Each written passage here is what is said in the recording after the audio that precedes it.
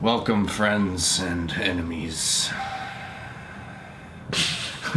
Me and Sasha are back with part 2. Sasha and I. Sasher. We're back with part 2 of our album reviews. So we just give each other an album every week and then we review them. Yeah. All right. Well, so let's start with the album I gave you then, Utopia Banished. Yeah. By Napalm Death. Napalm Death. In my opinion, the best album by them. Yep. By far. It's a good mix of their... Well, I'll just let you... What do you think about it? It's kind of a perfect example of how in the early 90s when, you know, those bands that were doing it first were maturing. So you had like Death and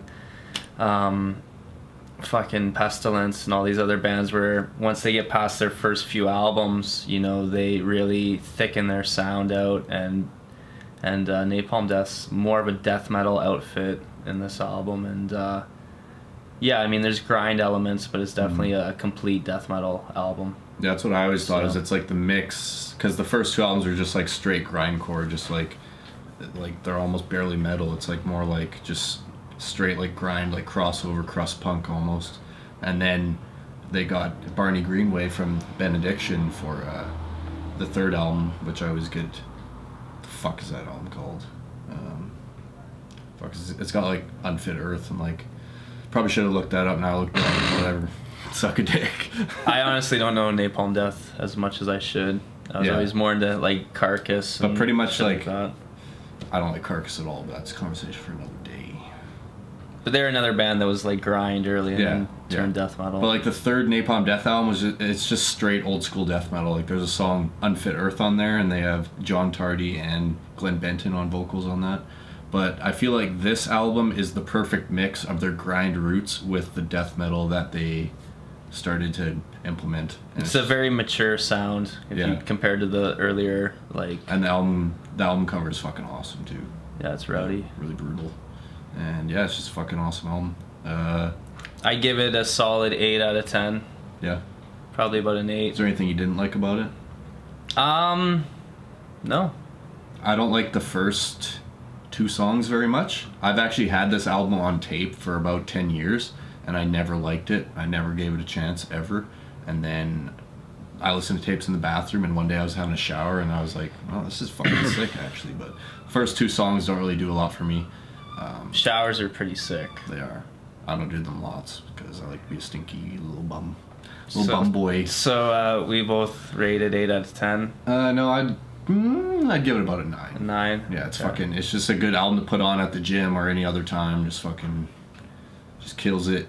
It's got a good mix of just good upbeat tempo to everything, and it's got some really awesome riffs. They set up D beats perfectly. Oh, yeah. Where like you'll have different transitions, you'll have a grind moment, and then they'll go Barney Greenway's naturally into a D beat. His screams on that, pretty fucking crazy. Primo. Remind me of the Chris Barnes shit. It's like, and then they like cut it out, so it's like, and I'm like,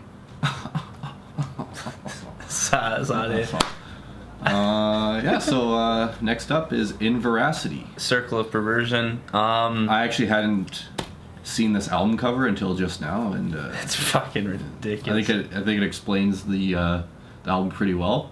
So a couple things off the bat. This album is brutal as fuck. Like one of the heaviest fucking albums I've ever heard. It's pretty crazy, eh? Yeah. Like you're much more of a brutal death guy than me. Yeah. So I find with this stuff, like that last Deeds of Flesh, like it almost takes like 8 fucking listens to even know, understand like, to what's even going like on. Be like, okay, it's more than just like constant blasting and noise.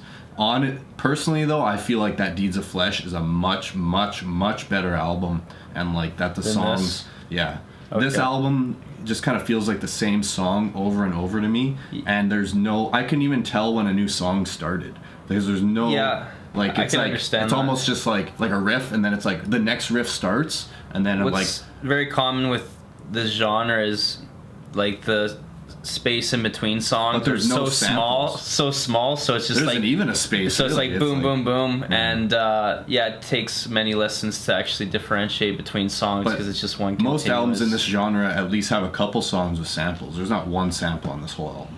Yeah, I mean, You know you have a lot of early no solos, no samples. a lot of It's just early like- unique leader like Paemia and Disavowed. There's no samples, no solos, so it's just within that early unique leader sound. Yeah. And I mean, there's definitely ideas that are rehashed, like track 3 into track 4. There's like one riff early in the song that's almost exactly the same. One thing I was But going to say it's is amazing. the first song in there sounds exactly like I can't remember the exact song off of Pierce from Within, but it's like the exact same riff, and every time I hear it I'm like, this is like extreme like suffocation worship, which most of the brutal stuff is, but it's like a fucking like almost plagiarized riff. Yeah, I mean, they're straight up Suffo worship. Yeah. Yeah, it's fucking brutally heavy, brutally crushing. Ridiculously catchy. Yeah, it's Super pretty catchy. catchy. The thing is, though, I don't really have a song that I was like a fucking standout song. Like, it's all just like, you know, with that Deeds of Flesh, it was like fucking. I felt like just the song structure and the flow, because like we're both like Morbid Angel guys, right? So that's kind of this, you know. Morbid Angel boys. Morbid Angel boys, and I felt like Deeds of Flesh, like their song structure and writing was just More had more advanced. of a cohesive flow, where this is just constantly brutal, crushing, and like there wasn't any like passages that I thought were like unique or anything that like any really dynamics. It was just like straight. But I mean, It's like a half hour too. It's like it's comparing just this half to hour of being crushed. Deeds of Flesh is like apples and oranges. Or like Not to most people though. yeah, to a lot us. of people that know these two albums would be like, okay, Deeds of Flesh has longer structures. It's more like Metallica, where like structures repeat 2.5 times, 3 times, whereas Inveracity's like more dense material. It's like within a guy couple holding minutes, your mouth and cutting your throat. like the album cover. So I would give. What would you give it? Give this I'd one? give it a solid. I was gonna go fucking 7, and I was listening to it yesterday, and I was like, okay, 7.5. It's heavy as fuck. I don't know if I'll put it on that much, but it is sweet for sure.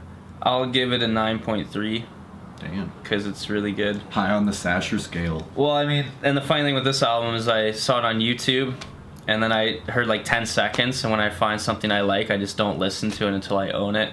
So I finally purchased this recently and had it on constant play for about a month. Yeah, Inveracity's the best. The best? You heard it here, For folks. not Oh, he the said it. best. Not Well, the best. Well, bye.